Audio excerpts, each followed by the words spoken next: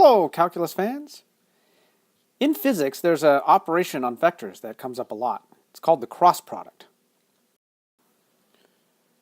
So let's say you have a wrench and you're tightening a bolt. The act of tightening a wrench produces a turning effect. It's called a torque.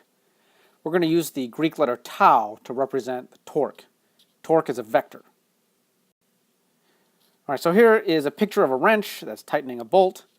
The dotted red line is meant to be something that sort of goes into the page. It's the direction of the torque. The vector R represents the handle of the wrench, and F is the force that's being applied on the wrench to create the torque. All right, the magnitude of the torque will depend on two things. The first thing it depends on is the distance from the axis of the bolt to the point where the force is applied. Essentially, in this case, that's the length of the wrench.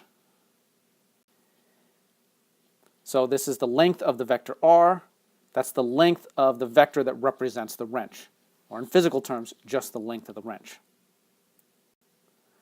The other thing it depends on is the scalar component of the force in the direction perpendicular to R. Now this is the only component that can cause the wrench to rotate. So the component that goes in the direction of the wrench doesn't cause the wrench to rotate. So this component is the length of F sine theta, where theta is the angle between the vectors R and F. All right, so here's a picture. So keeping in mind that the vector R represents the handle of the wrench and that F represents the force that's being applied to the wrench, theta is the angle between them, and then the component perpendicular to R is the component that causes the turning, and the length of that is length of F sine theta. We're going to define the magnitude of the torque vector to be the product of these two quantities. So the magnitude of the torque is the length of the arm times the magnitude of the force times the sine of the angle between them. The direction of the torque vector is going to be along the axis of rotation. So that's basically along the bolt. Now, let's suppose that n is a unit vector that points in the direction in which a right-handed bolt moves. A right-handed bolt is a standard bolt, where if you turn a wrench clockwise, it will go in.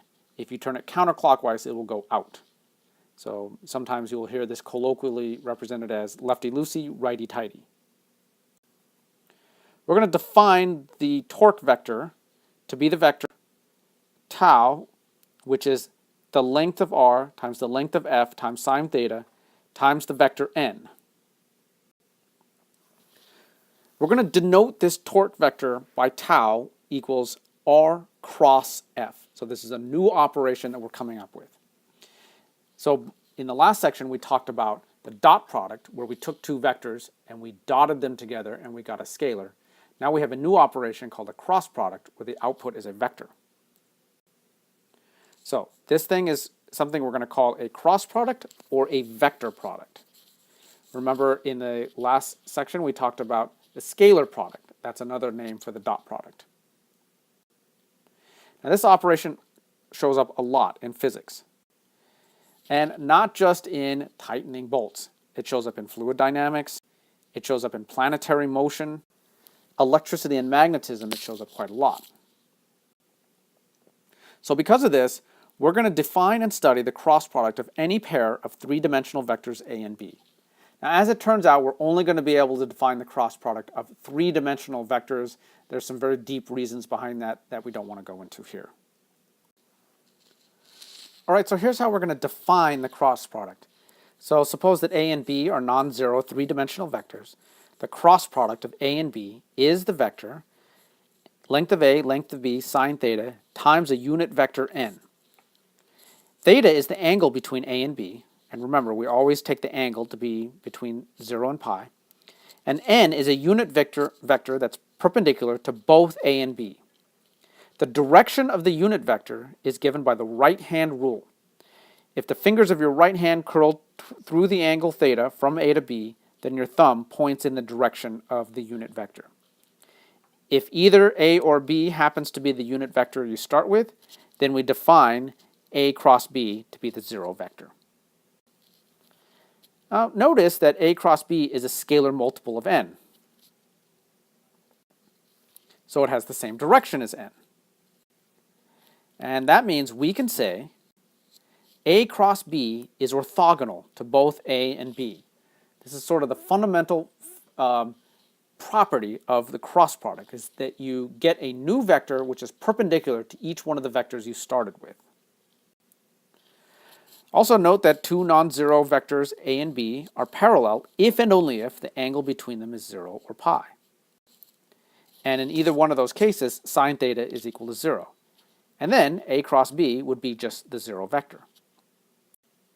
So we can say two non-zero vectors A and B are parallel if and only if their cross product is 0. Now in the context of torque, this is going to make sense.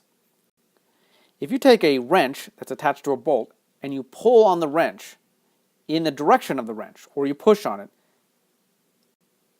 so that means the force is parallel to the wrench, the handle's not going to turn. And when you do that, that produces no torque. Okay, that's all for now.